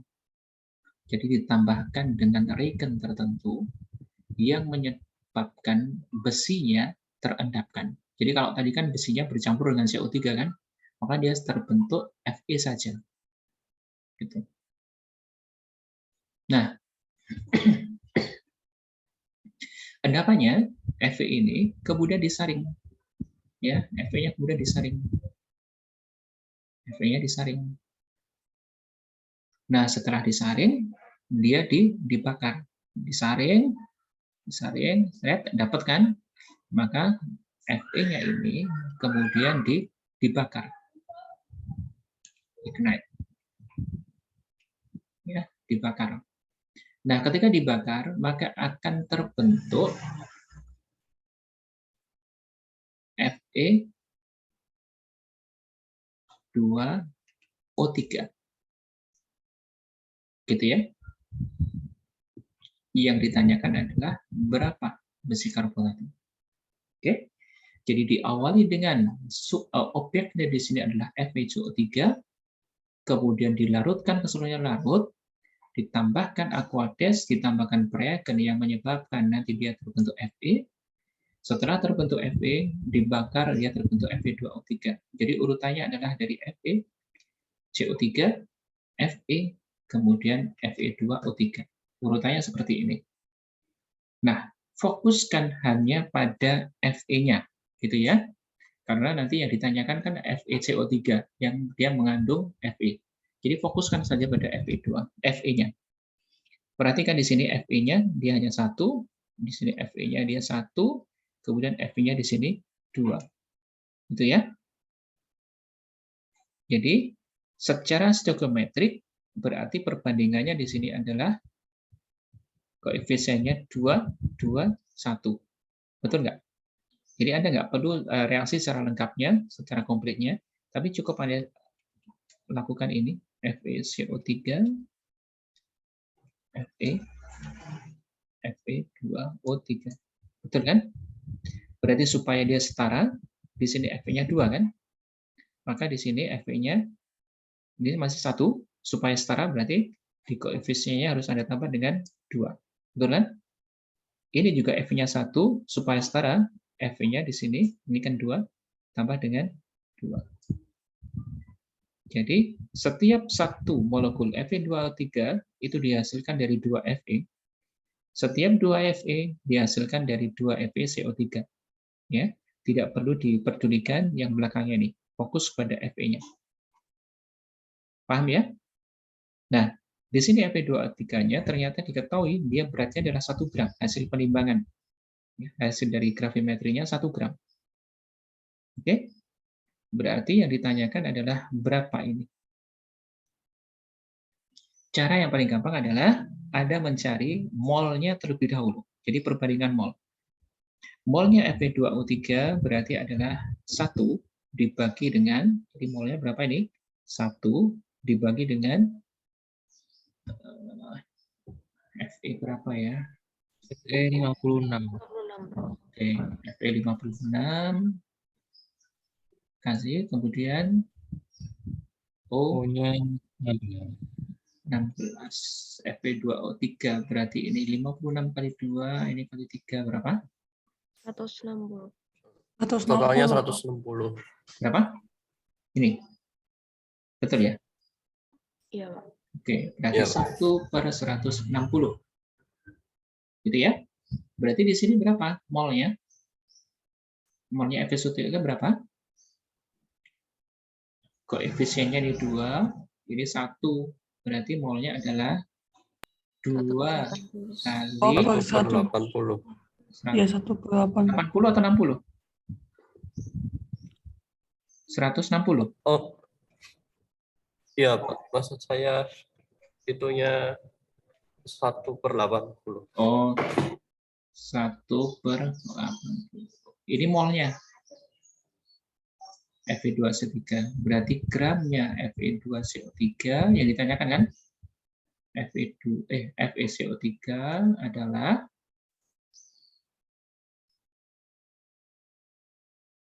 1/80 kali dengan Fe-nya 56 ditambah C-nya 12 tambah 48. 16 1 berapa? Ini 116. Betul. Iya, Pak.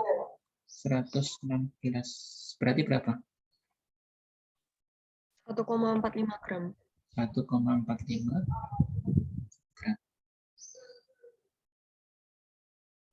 Sudah selesai. Tambangan.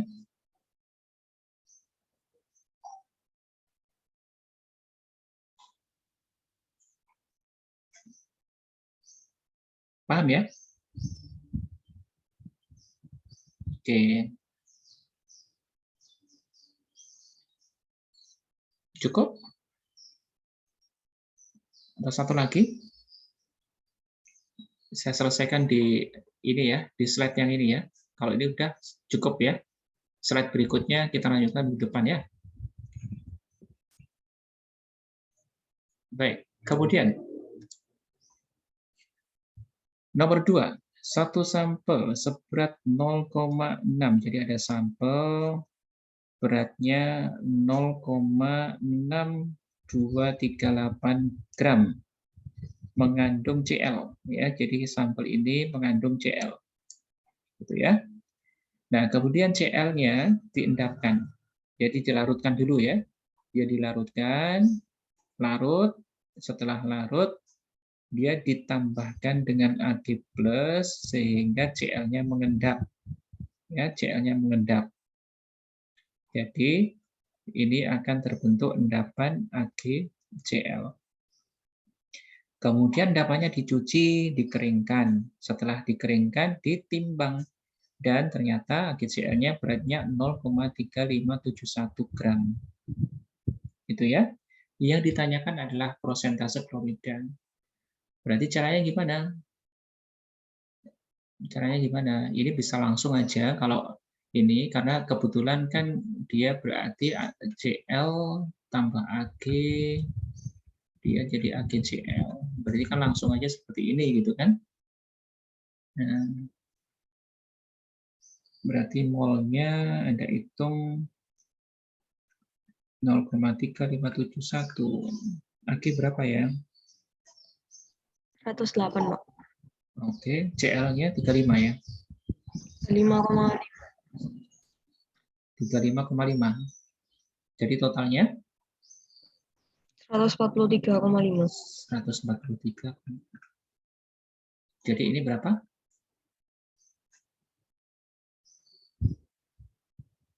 Molnya?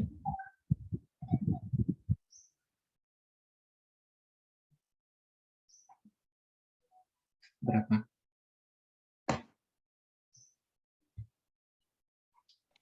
2,488 kali 10 pangkat min 3.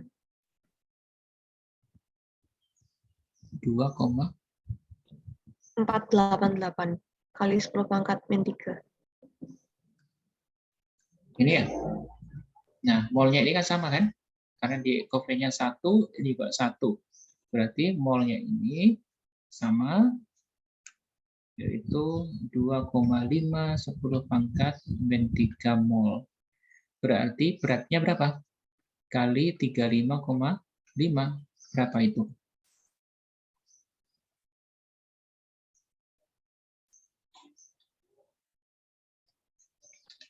Nol 0,088, Pak.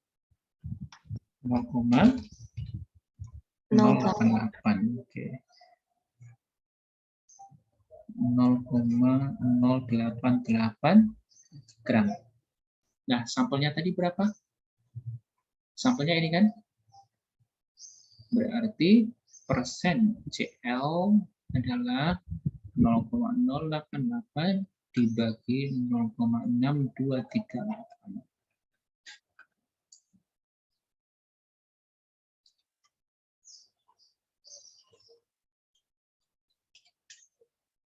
14%.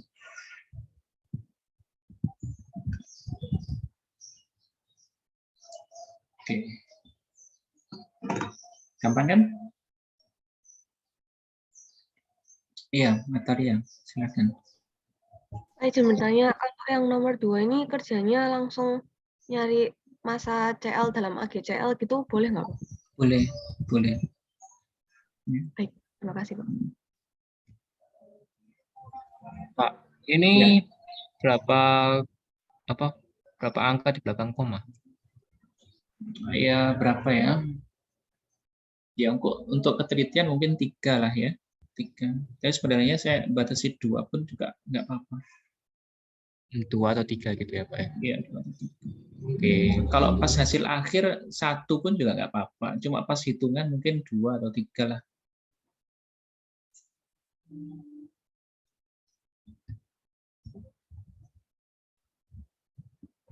Oke, cukup? Sementara ini dulu, nanti yang selanjutnya kita lanjutkan minggu depan ya. Apakah ada yang ditanyakan terlebih dahulu? Ya, apa? Silakan. Permisi Pak, izin bertanya. Ini nanti yang tugasnya yang tadi itu dikumpulkan buat di ULS ya Pak? Oke, iya di ULS. Yes. Saya buatkan habis ini.